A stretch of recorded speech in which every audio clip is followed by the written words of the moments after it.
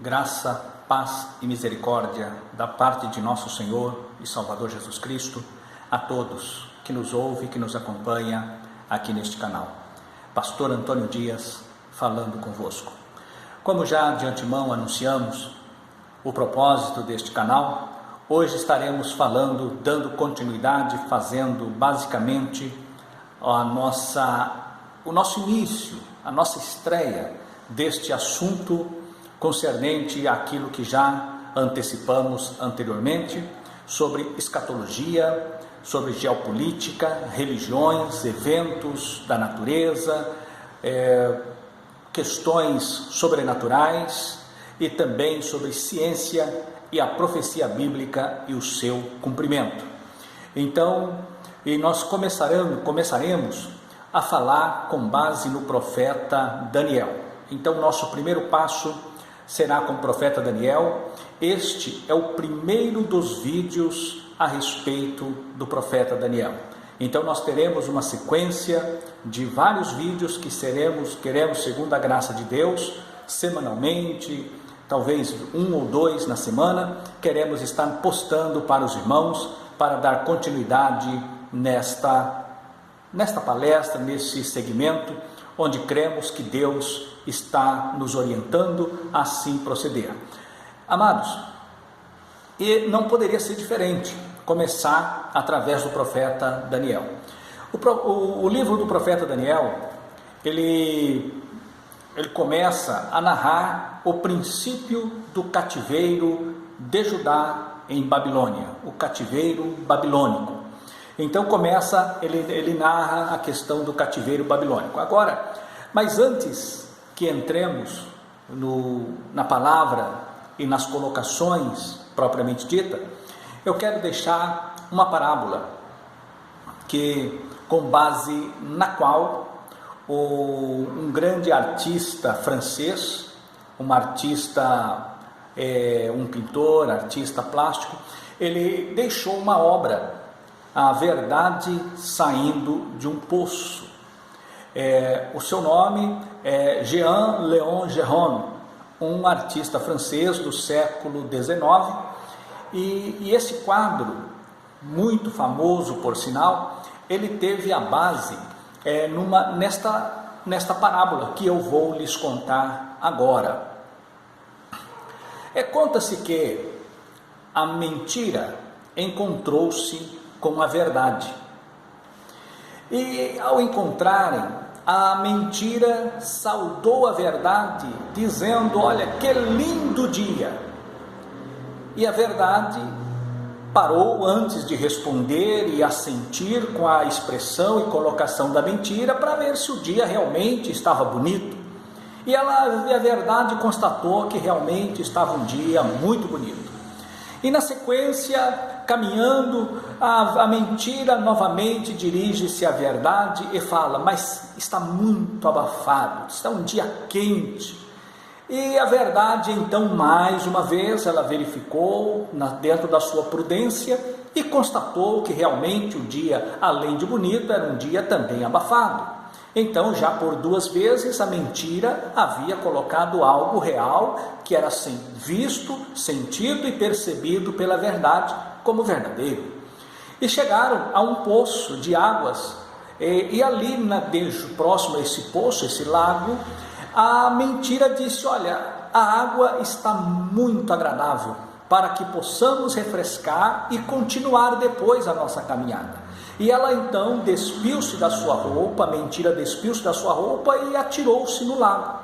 E a verdade, antes de fazer o mesmo, ela verificou se a água estava realmente agradável. E ela constatou que aquilo que a mentira havia dito, também, a exemplo das 2 assertivas anteriores, estava também correta essa terceira afirmação.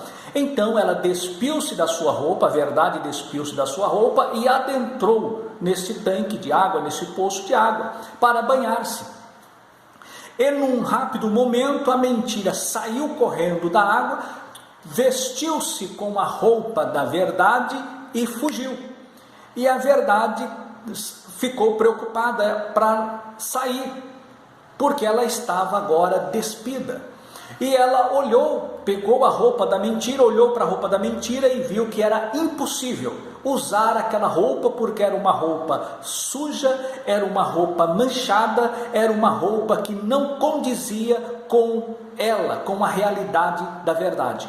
Então, ela recusou-se a vestir a roupa da mentira. Porém, a mentira saiu correndo e passou por todos os povos e nações, vestida com a roupa da verdade. E a verdade preferiu sair pela rua, nua e crua, porém ela não tinha nada do que se envergonhar, porque era a verdade. Moral desta história: as pessoas, os homens, de um modo geral, eles aceitam mais a mentira vestida com a verdade do que encarar e aceitar a verdade nua e crua. Pois bem, dentro deste pensamento, estaremos falando agora, iniciando este nosso canal, Tempo Final, dando os primeiros passos e começando já com o profeta Daniel. O profeta Daniel é um livro que fora questionado por muitos de ser ele canônico ou não, a sua canonicidade, mas o próprio Jesus testificou e ele tem a sua confirmação no Novo Testamento. Em outros livros também nós vemos a testificação do próprio Deus testificando a respeito da fidelidade de Daniel, principalmente no livro de Ezequiel, lá no capítulo 28, quando o Senhor fala ali a respeito do rei de Tiro, aquela profecia do rei de Tiro, que é uma alegoria que mostra a queda de Satanás. Não vamos entrar nessa questão, apesar de fazer parte do nosso assunto, do nosso estudo, da nossa linha de pensamento e raciocínio das questões espirituais, mas fica para uma outra ocasião. Porém, antes de falar do livro de Daniel, de fazermos aqui alguns apontamentos, eu quero falar a questão do livro. São 12 capítulos, 12 capítulos, guardem isso, 12 capítulos. Esses 12 capítulos, eles estão divididos em duas partes. A primeira delas é a parte histórica, do capítulo 1 até o capítulo 6. E a partir do capítulo 7, nós encontramos então as revelações proféticas. Agora vem as questões: está ou não na ordem cronológica? É aí que vamos falar. No capítulo 1 ao 4 está perfeitamente na ordem cronológica. Quando nós chegamos no capítulo 5, aí nós já deparamos que fala da queda do Império Babilônico, quando foi tomado pelo reino, pelo governo, pelo Império Medo-Persa. Ali retrata a queda de Babilônia, ali a queda naquele momento em que Belsazar, ele fazia ali uma festa, uma orgia, e ali o império foi tomado pelo novo império, o Império Medo-Persa. Então, o capítulo 5, ele relata um fato que aconteceu depois dos acontecimentos narrados no capítulo 7 e no capítulo 8. Então, o capítulo 5, os acontecimentos foram posteriores ao capítulo 7 e ao capítulo 8.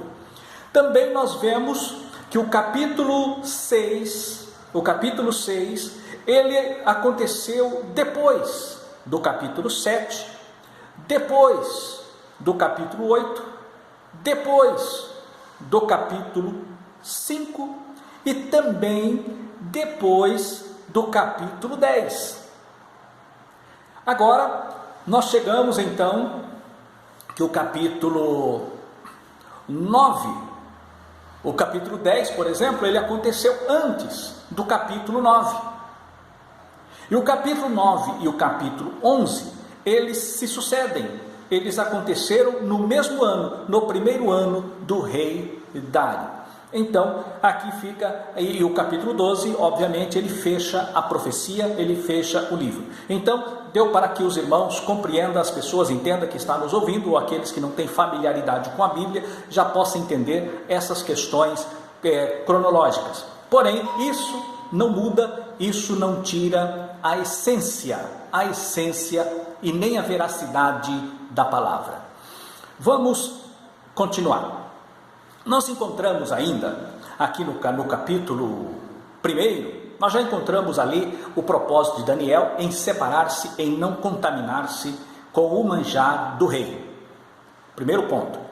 E depois, logo na sequência, nós já encontramos um evento que marcou a história, a vida de Daniel para sempre. Não só dele, mas também dos seus companheiros, no seu tratamento ali no Império Babilônico, ali na grande cidade de Babilônia. Porém, esse fato marcou não somente a história desses 4 jovens, Daniel, Misael, Ananias e Azarias, ou seja, Beltesazar, Sadraque, Mesaque e Abdenego. Então, marcou a história, mas marcou também a história do povo de Israel, ou em especial ali a tribo de Judá. Então foi um marco profundo que aconteceu, os fatos narrados no capítulo 2 do profeta Daniel. Então foi um marcador, e também um marcador para a história da humanidade. Como já dissemos, a história da humanidade é uma locomotiva que se locomove sobre o trilho da profecia. Então, no capítulo 2, a visão da estátua que Nabucodonosor queria que os seus sábios revelassem o sonho e também a interpretação. E eles disseram: não, isso homem nenhum é capaz, nem sábio, nem mago, ninguém resolve. Aí ele mandou matar todos. E quando chega a notícia que Daniel também, os seus amigos seriam mortos, então ele vai ao encontro. De Arioque e pergunta por que da pressa. Então ele toma conhecimento e ele então pede para ser introduzido diante de Nabucodonosor, é introduzido e lá ele pede o tempo para orar com seus amigos. Ele vai orar, vai buscar, e nós encontramos uma revelação profunda, que ele diz lá no capítulo 2, que Deus ele conhece o profundo e o escondido, ele revela o profundo e o escondido. E também mais precisamente, no versículo 11, porque o assunto que o rei requer é difícil, e ninguém há que possa declarar diante do rei, senão os deuses cuja morada não é com a carne. Esta passagem aqui, as pessoas estão dizendo que é impossível, os magos babilônicos. Agora, quando nós chegamos no versículo 22, aí vem a revelação de Daniel. Ele diz ao rei: ele revela o profundo e o escondido, conhece o que está em trevas, e com ele mora a luz. Agora, no versículo 43, quando ele dá a revelação da estátua, ele fala sobre os pés da estátua. Aqui eu gostaria que você guardasse esse versículo, capítulo 2 e o versículo 43 do profeta Daniel. Quanto ao que viste do ferro misturado com barro de lodo, misturar-se-ão com semente humana, mas não se ligarão um ao outro, assim como o ferro não se mistura com o barro. Viu? Aqui há um mistério, há um segredo. Ele vê a estátua, cabeça de ouro, o peitoral de prata, o ventre e as coxas, o quadril de bronze, as pernas de ferro e os 2 pés de ferro misturado com barro de lodo ou barro do oleiro. Aqui está a história da política da humanidade. Está a história política aqui, nesta revelação. E agora nós observamos que os impérios que sucederam, Babilônia foi a cabeça de ouro, o império Medo-Persa, o busto de prata, o ventre de bronze foi o império grego, e as 2 pernas de ferro, o império romano, que teve 2 capitais, uma no ocidente e outra no oriente, a do ocidente em Roma e a do oriente em Constantinopla. Então hoje atual Istambul, na Turquia. E a queda do Império Romano, caiu primeiro Roma e depois é que veio cair ali a capital oriental, que estava em Istambul, hoje Constantinopla. E os pés de barro, e uma parte de barro e outra de bronze, com 10 dedos, também barro e bronze, e ferro misturado. E o barro não mistura com o ferro. Tem uma resistência do ferro, mas tem a fragilidade do barro. E uma pedra sem mão foi atirada nos pés da estátua, derrubou a estátua e ela foi feita como poeira levada pelo vento e destruiu a estátua. E aquela pedra fez-se um monte e encheu toda a terra. E tornou-se um reino sempiterno que não se acabará. Então, essa pedra está falando do reino messiânico, fala da obra do Senhor Jesus Cristo, a obra restauradora do nosso Senhor e Salvador Jesus Cristo, que é um reino sempiterno, e esse reino não se acabou e não se acabará. Agora, onde é que nós estamos na estátua? Aí vem alguns posicionamentos contrários. Alguém diz que a estátua caiu, mas a estátua ela não caiu. E nós vamos ver isso. A estátua está de pé. E nós estamos, em que posição estamos? Nos pés da estátua. Nos pés da estátua. E ela então será destruída quando Cristo vier com a sua noiva para estabelecer o milênio. Vamos explicar a questão das duas pernas. Não é apenas o reino, as capitais ocidental e oriental, não.